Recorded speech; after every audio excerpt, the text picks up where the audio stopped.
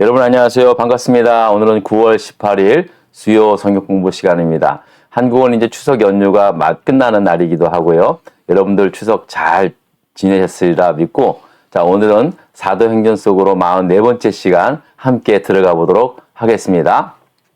자, 이제 사도 바울이 바나바와 이제 헤어지게 되고, 바나바는 마가 요한을 데리고 바나바와 바울이 처음 선교 여행을 다녔던 그 지역에 둘로 나누어서 바나바는 마가 요한과 함께 구브로 섬을 지나서 그 밑에 지역을 돌아보기로 했고, 또 사도 바울은 실라와 함께 이제 그 육지로 이제 그들이 복음을 전했던 더베, 루스트라, 비시디아, 안디옥, 이고니온 그쪽으로 이제 향하게 출발을 하게 됩니다. 그리고는 지도를 한번 잠깐 볼까요? 자, 한번 잠깐 보고 다시 넘어오겠습니다. 자, 여기죠. 여러분, 자, 보세요. 어이구. 여기 보시면은, 바울이 이 안디옥에서 신라와 함께 갔던 곳이 바로 이제 이 길리기아 지방을 지나서 이 더베, 그 다음에 루스트라, 사실 이고니온도 아마 돌아보지 않았는가 생각이 들지만 성경에 나와 있지 않기 때문에 이고니온이 처음에 1차 전도 여행 때 다녔던 곳 아닙니까? 여기서 핍박을 많이 받았긴 하지만 어쨌든 이 지역, 이 비시디아 안디옥 지역까지 이 신라와 함께 이제 돌아보게 되죠. 자, 또 다시 보겠습니다. 그래서 이제 이 더베와 루스트라에 이르렀을 때 누구를 만납니까? 신실한 청년 디모데를 그곳에서 만나게 되고, 바울이 디모데를 데리고 함께 2차 전도 여행을 함께 떠나게 되죠. 그때 이제 바울은 이 디모데를 자기의 믿음의 아들로 삼게 되는 거죠. 자, 그리고 나서 이제 그 바울의 선교 일행이 자, 보세요. 이 비시디아 안디오까지 가서 이제 계속해서 이 갈라디아, 비두니아, 요 지역, 이 아시아 지역 북부, 지금의 이제 여기가 이란이죠. 여기가 이란이고 여기가 이제 터키 지역 아닙니까? 터키 북부와 이란 지역 쪽으로 이제 선교 여행을 계속 복음을 전하려고 하게 됩니다. 자, 그런데 어떤 일이 일어나냐면요. 성령께서 이 아시아 지역에 복음을 전하지 못하도록 그렇게 이제 막으셨다는 겁니다. 어떻게 막으셨는지는 잘 모르지만 아무래도 사도 바울이 복음을 전하려고 했지만 그 상황이 아마 녹록지가 않았었나 봅니다. 그래서 계속해서 이제 옮기다가 이제 결국은 성령께서 허락하지 않으시게 됨으로 말미암아 결국은 무시아를 지나서 드로아 항구까지 내려가게 되었다라는 것이 이제 지난 시간에 우리가 살펴본 내용 아닙니까? 자, 그러면 보통 사람 같으면은요, 사실은 이제, 여기서 성령께서 막으시니까, 그러면, 다시 돌아가서, 다시 재정비해가지고, 또 새롭게 하자. 뭐 이런 식으로 생각을 하고, 다시, 안디옥 교회로 돌아오는 것이 아마 보통 사람들의 생각이었을 겁니다. 근데 사도 바울은 무슨 이유이 때는지는 몰라도 계속해서 돌아오지 않고, 이제 드로아 항구까지 가게 되었다는 사실입니다. 자, 드로아는 여러분 지난 시간에 말씀을 드렸지만은 로마 제국의 군수 물자라든지 상업 물자들을 이 아시아 지역으로 보내는 데 있어서 가장 중요한 항구였습니다.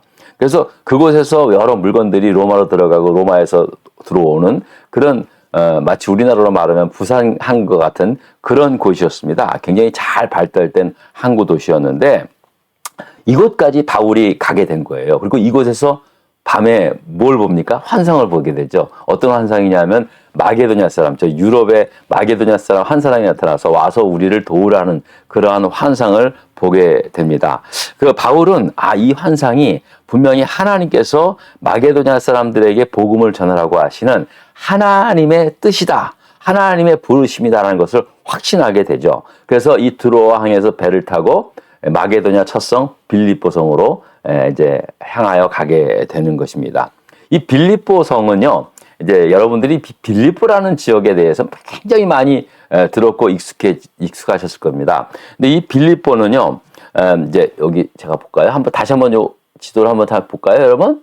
자, 요 빌립보, 여기 드로아에서 배를 타고 갔을 때 요 빌립보, 요 마게도냐의 첫성 빌립보, 요 성으로 들어갔는데 여기가 어떤 곳이냐 하면은요, 이 마게도냐의 수도는 원래 데살로니카였습니다. 그런데 실질적인 수도는 이 빌립보였다는 거죠. 그래서 그만큼 빌립보가 모든 그런 어떤 상업이라든지 무역이라든지 교통이라든지 중심지가 되고 있었던 거예요. 그때 당시에. 이 빌립보라는 이름이 원래 칼리스트라토스라는 그런 성이었는데, 알렉산더 대왕 아시지 않습니까? 알렉산더 대왕의 아버지가 이제 그 사람의 이름이 필립이었거든요. 이 필립이 그 당시에 마게도냐 왕이었어요. 필립이 빌립보 그 전성이었던 칼리스트라토스라는 그곳에서 이제 그 전쟁을 해가지고 승리를 거둬서 그 지역을 점령을 하게 됩니다. 그리고 그 성을 갖다가 자기 이름을 빗대어서 필리피라고 하는 그런 이름을 지어줘서, 그때부터 이제 BC 356년서부터 그 빌립보 그 지역이 이제 빌립보 성으로 그렇게 이제 부르게 되었다는 것이죠. 그리고 난 다음에 주전 BC 42년에 이제 빌립보는 로마에 의해서 정복이 되고, 이 빌립보는 로마가 직접 관할하는 직할 도시 같은 그런 역할을 하게 됩니다. 그래서 아예 로마가 아주 빌립보 도시를 아주 그냥 무역과 상업, 교통의 요충지로 그렇게 삼습니다. 그래서 이 모든 길은 다 로마로 향해 있다라고 우리가 그런 말을 하고 있지 않습니까? 바로 빌립보를 지나는 그 길이 그 로마로 향하는 그 길로 그렇게 만들어 놔서, 빌립보는 그 당시에 정말로 굉장히 번창한 도시였고요. 또 로마에서는요, 아주 그냥 정치적으로, 전략적으로 이제 퇴역한 군인들을 빌립보 그런 성으로 많이 보내어서 그곳 살게 함으로 말미암아 빌립보가 로마의 영향력에 놓여서 빌립보가 마치 로마의 제2의 도시처럼 그렇게 이제 굉장히 큰 도시로 이렇게 만들어 간 그런 도시였다라는 사실이죠. 자, 빌립보가 그런 도시라는 것을 이제 이렇게 기억을 하시고요. 문제 3번을 한번 읽어보도록 하겠습니다. 자, 여러분, 문제 3번입니다. 바울이 마게도냐 첫성 빌립보에 이르게 된 경로와 그곳에서 만난 자색 옷감 루디아에게 무슨 일이 있었습니까? 여러분, 경로는요, 다시 한번 볼까요? 이 트로아에서 여기 배를 타고 이제 네아폴리라는 곳으로 가지 않습니까? 그곳에서 이제 또 걸어서 이제 빌립보로 들어가는 요 과정을 우리가 보게 됩니다. 성경에 보면은 사모드라게 직항해가지고 이 네아폴리를 거쳐서 빌립보로 들어갔다라고 그렇게 말하고 있는데, 자, 보세요. 자, 다시 한번. 자, 이 빌립보에 이르렀을 때 자색 옷감 장사 루디아를 만나게 되는데, 자, 이 루디아라는 여자 비즈니스 우먼에게 무슨 일이 일어났는지, 자, 여러분 한번 보도록 하겠습니다. 자, 빌립보에 일어났을 때 사도 바울과 그의 이제 전도 일행 실라와 디모데가 디모데와 또 그밖에 몇 사람 더 있었지 않겠습니까? 이제 며칠을 지냈는데도 별로 그렇게 큰 일이 일어났던 거 아니에요. 그래서 수일이 지난 후에 말씀을 보니까 어떻게 말씀을 했냐면요. 자, 보십시다. 자, 우리가 드로아에서 배를 떠나 사모드라게로 직행하여 이튿날 네아폴리에 가고 거기서 빌립보에 이르니, 이는 마게도냐 지방의 첫 성이요 로마의 식민지라. 이 성에서 수일을 유하다가 안식일에 우리가 기도할 곳이 있을까 하여 문 밖 강가에 나가 거기 앉아서 모인 여자들에게 말하는데, 그러니까 빌립보 지역에 도착을 했는데 그 성에서 수일을 유하였다는 거예요. 근데 수일을 유하였지만 별 일이 없었다는 거죠. 별로 그게 생각보다, 그러니까 처음에 환상을 보고 어떤 기대를 가지고 갔지 않았겠습니까? 여러분 생각해 보세요. 환상을 보고 빌립보에 갔는데 수일을 지나면서도, 며칠을 지나면서도 별로 아무 일이 없었던 거예요.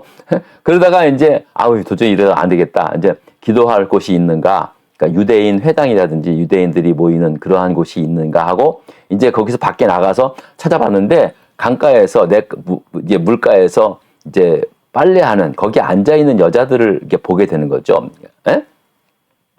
자, 바로 그런 거였습니다. 자, 그런데 이 여자들이 모여서 이제 우리가 보통 뭐 빨래터라고 얘기를 했고 지금도 그렇게 빨래터 같이 생각하는데 제가 보기에는 그 말씀의 그 전후 문맥을 이렇게 가만히 보니까 그곳에서 루디아라고 하는 자색 옷감 장사를 만나거든요. 그러니까 아마 그 빨래터가 그냥 일반적인 빨래터가 아니라 자색 옷에 그러니까 옷감에 자색 물을 들이는 염색을 하는 그러한 곳이었지 않았는가 그렇게 생각을 하고 있습니다. 이거는 제 생각이고요. 그렇지만 그렇게 생각해요. 보통 우리가 보면은 그 이제 빨래터에서 빌립보에 이르렀을 때 빨래터에서 여자들을 만나고 루디아를 만났다고 얘기하는데 단순한 빨래터가 아니라 염색을 했던 자색 옷감을 만드는 그러한 곳이 아니었는가. 왜냐면 염색 공장은 굉장히 물이 많이 필요하지 않습니까?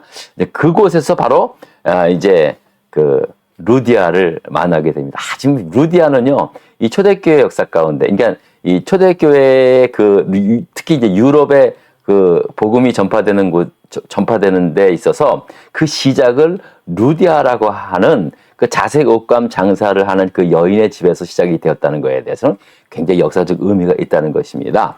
자, 여러분, 이 루디아라는 여자를 만나게 되는데요. 이 여인이 어떤 여자였냐면요. 이 14절에 보니까, 자, 한번 보십시다. 14절에 또 보겠습니다. 루디아라는 시에 있는 자색 옷감 장사로서 하나님을 섬기는 루디아라는 한 여자가 말을 듣고 있을 때 주께서 그 마음을 열어 사도 바울의 말을 따르게 한지라. 그곳에서 사도 바울을 만나게 되는데 그냥 만난 게 아니에요. 사도 바울이 전하는 복음을 듣고 그 루디아라는 여인의 마음이 열려지게 되었다라는 거예요. 그래서 결국은 그 루디아가 사도 바울을 그의 일행을 자기 집에 모시고 자기 집에 머물게 하면서 이제 복음을 전하는. 그러니까 그 당시에 마게도냐의 첫 성인 빌립보의 첫 교회지가 바로 루디아라는 가정에서 시작이 되었다는 것을 말씀하고 있는 것입니다. 자, 이 루디아라는 여인이 그 당시에 그 자색 옷감 장사를 했다고 하는데요. 이것은 그냥 단순한 오늘날로 말하면요, 엄청난 비즈니스 우먼이었음을 우리가 말해줍니다. 왜냐하면요, 그 당시에 이 자색 옷감은요, 굉장히 귀한 옷감이었습니다. 왕족들, 귀족들만, 이 자색이라고 하는, 자색이 상징하는 것은요, 왕을 상징하는 색이거든요. 그래서 왕족이나 왕과의 어떤 가족들이만 있는 그런 아주 굉장히 고급스러운 그런 옷감을 만드는 그러한, 여인이었다는 거죠. 그러니까 굉장히 옷감도 그 옷감뿐만 아니라 의복도 귀했고, 그 자색 옷감이라고 하는 것의 희소성이라고 하는 것은 또 이로 말할 수 없습니다. 그 자색 옷감을 어떻게 물들이냐면 조개를 어떻게 해가지고 그 조개를 통해서 이제 물을 들였다는데요. 그 조개가 어떤 조개인지 잘 모르겠어요. 근데 그 그 옷감을 물들려면은 아무튼 수천 개의 조개가 필요할 정도로 조그만 1g을 얻는데, 그러니까 무슨 말씀이냐면요. 그만큼 굉장히 자색 옷감을 만드는 데 있어서 그 가치와 그리고 그 희소성, 그 중요성 이런 것들이 다 함께 있었다는 거예요. 오늘날로 말하면 명품이에요. 명품 옷감을 만드는 그러한 회장님이셨다는 거예요. 사장님이셨다는 거예요. CEO였다는 거죠. 자, 그렇기 때문에 사실 이 리디아라는 여인의 그 당시에 빌립보에서 그 여인이 가졌던 사회적 지위라든지 경제적 능력이 어떠했는가를 우리는 상상할 수 있는 거죠. 또 게다가 중요한 것은 그 여자가 하나님을 믿었다는 거예요. 그러니까 분명히 그 당시에 루디아라는 여자가 믿었던 하나님은 아마 유대인들이 믿었던 하나님이었을 겁니다. 그런데 이 루디아라는 여자가 사도 바울을 만나게 됨으로 말미암아 사도 바울을 통해서 예수 그리스도의 복음을 전해 듣게 된 거예요. 그리고 예수 그리스도의 그 십자가의 그 능력이 진정으로 하나님의 구원의 그 능력임을 루디아가 깨닫게 되고 너무너무 기쁘고 감사해서요. 어떤 일이 일어나면 15절 다시 한번 보겠습니다. 자, 15절 보겠습니다. 그와 이제 바울과 그 일행을 다 초청하지 않습니까? 자기네 집으로. 그래서 그와 그 집이 다 세례를 받고 우리에게 청하여 이르되 만일 나를 주 믿는 자로 알거든 내 집에 들어와 유하라 하고 강건하여 머물게 했다라고 말씀합니다. 당연히 리디아라는 여자가 굉장히 큰 비즈니스를 하고 있었기 때문에 굉장히 상당히 부유했을 거라고 생각이 들고요. 그래서 그 집에 이제 유하면서 이제 빌립보 성의 유럽의 첫 복음의 시작이 복음의 역사가 시작이 되었다라는 것입니다. 여러분, 이 리디아라는 여인에 대해서는요, 정말로 제가 할 말이 참 많이 있습니다. 그러나 오늘은 여기까지만 딱 하고요. 다음 주에 또 넘어가겠습니다. 다음 주에는 또 이 빌립보에서 일어났던 일들에 대해서 말씀을 전하고 있는데요. 여러분, 우리는 참 이렇게 보면은요, 하나님께서는 언제나 이제 하나님의 역사는 언제나 사람을 통해서 또 어떤 사건을 통해서 뭐 다이렉트로 하나님께서 일하시는 경우들이 거의 많지 않아요. 항상 누구를 만나게 하고 또 어떤 사건을 통해서 어떤 일들을 통해서 하나님의 역사들이 이루어져 가는 것을 보게 됩니다.